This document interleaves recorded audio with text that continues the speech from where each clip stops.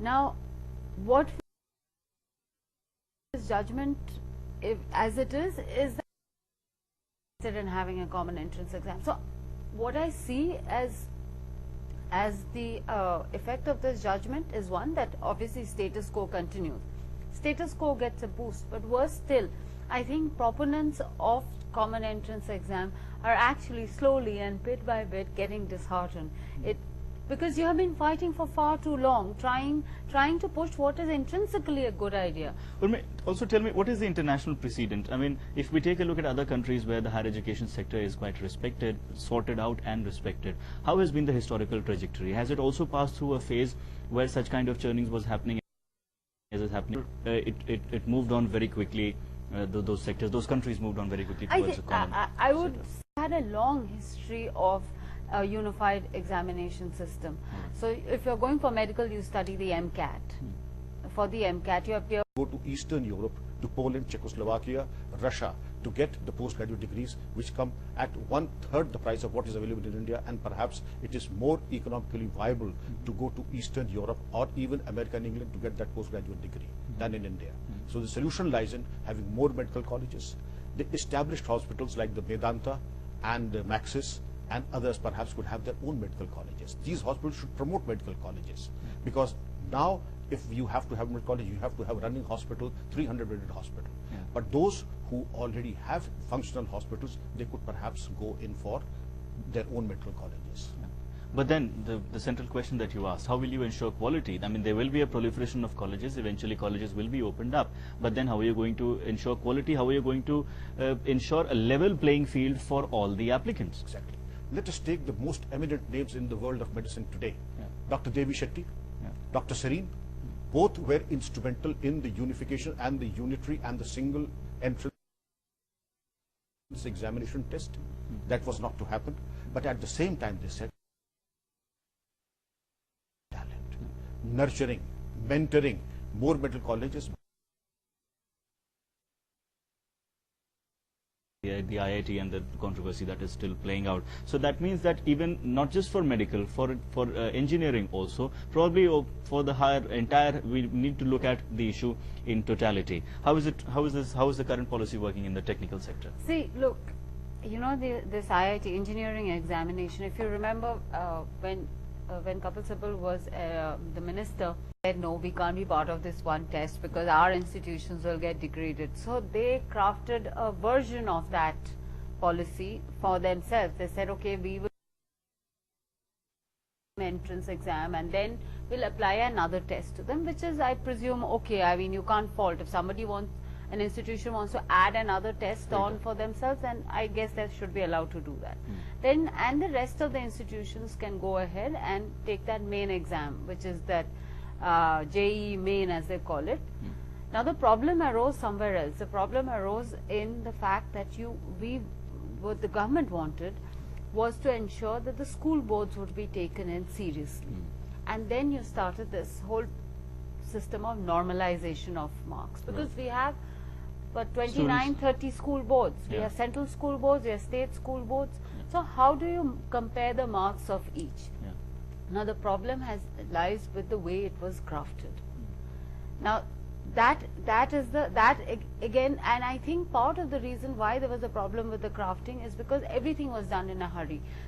You know, people spent so much energy in the first place trying to push a common entrance exam. That didn't happen. Then it became about a tug of war between institutions, who gets to keep what, and then say, okay, we will accept this, but you work on that. And then this whole normalization sort of procedure, which again, there was no way that they could work it out. I mean, you know, they had meetings and meetings and there was no clarity. And then they came to an understanding, came to a side of what they thought was a workable formula. The problem is this, is that when you're going to do such big changes in a situation that is so complex, when I'm saying there are 29 school boards, it is not a small thing. That means there are 29 ways of marking a student. You know, 29 levels of marking a student really is there. For engineering, for normalization, that first asked the people at the Indian Statistical Institute to develop a formula. That formula was unacceptable to people. then everybody comes and, too much talking also happens. It's that we don't discuss, we don't work things out in a manner with an aim to make it work. Yeah. It's almost like, okay, we are doing it because you realize that the minister was intent on getting it done, so it was done. And somewhere I think not enough care was given, which is why we are having these problems. But I would like to stress once again, just because we are having these problems doesn't mean that a common entrance system is not a good one. You have to just find the right way. There must examinations. In that process, I think we complicated the whole issue. We could have separated them. Just Yeah. as in the medical medicine case now, now we are not talking about normalization No, at all. they're We are talking separate about only issues. common entrance examination. Yeah. So had we thought of only common entrance examination, perhaps things would have been much simpler Alright. in technical education. All right. So can that be done Perhaps now? we learnt it now and we are No. doing it with respect to medical education. No, it can't be Can done. that be done now? Why can't it be It done can't be done because you will have institutions, groups of institutions oppose the idea of having the same exam. now? All right. See, the whole problem with the engineering thing first started out with How has the medical sector taken care of it? Not talking about the they normalization don't of the talk- board they don't exams. talk about the normalization. Yeah, but Let's not talk how's that? What arrangements did they make to ensure that I it- suppose- Avoided the issue altogether. No, I suppose they have avoided the issue, but I presume that they'll either, they have left it to the fact that it doesn't matter what you got in your boards. A minimum of say 60% is required for you to appear for the NEET, and that is the way they have taken care of it. The problem and a couple of other private institutions like BITS or something fallen by the wayside. So perhaps these lacunas that you're talking about, where an explicit mention of the powers in a regulatory authority's charter may have been there in the new organization. But having said that, I will only reiterate what has been said. The fact is that maintenance of standards is part of MCI and DCI's charter, and one way of maintaining standards is to work out, to assess the people who come into that system. And a common entrance exams gives a fair, common and equitable platform to everybody who wants to make themselves or get an admission in a medical or a dental college. So I don't think it's completely outside of its purview. As again said, that fact is in 2010 the Supreme Court turned around to these same institutions and said, please go ahead and do this. So I mean, what if in 2010 it was within their charter, being within their charter in 2013? What has changed? What has changed? in this And interval? actually nothing has, except perhaps people's viewpoints have changed. That's the only thing that I see changing. Well, that's another the judges that's have another changed. thing. But the Yes. fact remains that standards are not just determined by what you teach. You ask an IIT, they'll tell you we are so good, we are very good, and we ensure we get only the best. That then make the case that the IITs are great because they get the best students. Yeah. That a common entrance will keep everybody out. A common entrance will rank everybody. So it's actually good for the system. No, it helps the MCI. Practices. Professor Tilak, your take on Yeah. the powers of the Standards and quality in higher education, quote unquote, concurrent structure. All right. So the government can use this measure to ensure quality of higher education. And if this test is taken, is viewed as one measure that would promote quality of higher education, central government is completely empowered to do this. All right. The only question I'm not very etc. or similar bodies to conduct a good common entrance test, which as I would be saying is not a small thing, is a big challenge. There will be lots of problems, but I think we should be ready to face it. All right, but as again, Urmi, you mentioned, if we can have a UPSC, we can conduct a NEET also.